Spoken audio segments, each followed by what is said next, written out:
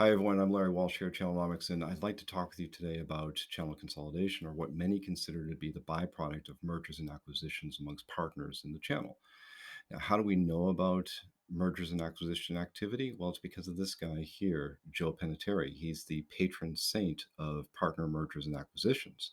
I kid, of course. I mean, many of you probably already know that Joe is the content czar and the driving force behind the content of such popular channel media brands as Channel E to E and MSSP Alert, and formerly the VAR guy. He's an all around good guy. He does a great amount of reporting, but he is also known for his mergers and acquisition reporting. In fact, he's turned this into an art form that's a staple of his coverage. And I joked once upon a time on social media that I used to be able to set my clock based on his afternoon breaking news alerts on the latest M&A deals.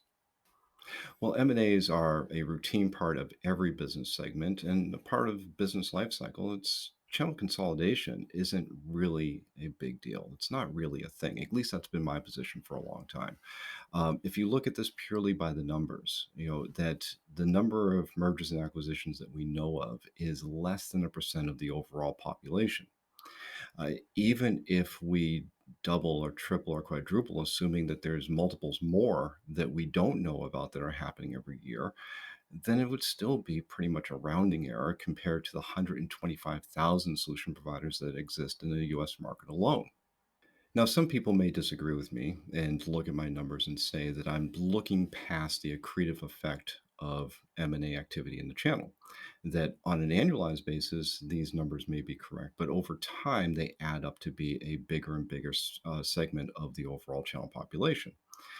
Well, that would assume that the channel is also not just consolidating, but shrinking, that there are no new entrants into the market. If we go back to the last recession, 2008, 2009, there were predictions that large swaths of the channel were just going to simply disappear. They were going to get aggregated up through mergers and acquisitions, or they were just going to disappear because of the economic conditions, as well as the advent of cloud computing. That cloud computing would just make it impossible for them to operate and compete. In fact, Gartner at the time made a prediction that 40% of the channel would disappear because of these conditions. Well, guess what's happened?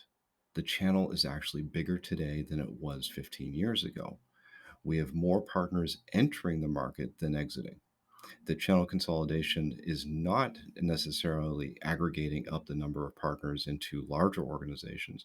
It's actually creating new opportunities. And in fact, the new partners entering the market today are more sophisticated and more capable than the box pushers of the past.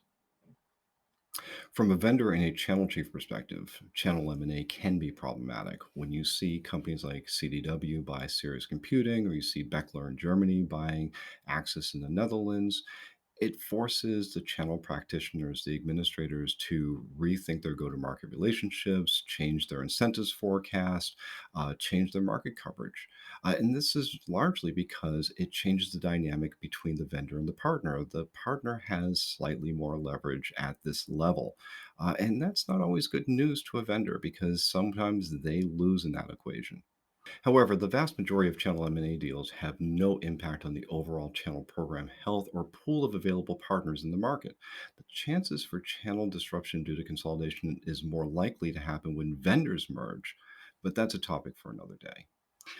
Will channel M&A activity increase as the economy sours? I mean, you hear me talk a lot about this, is that we are heading into some pretty rocky economic conditions.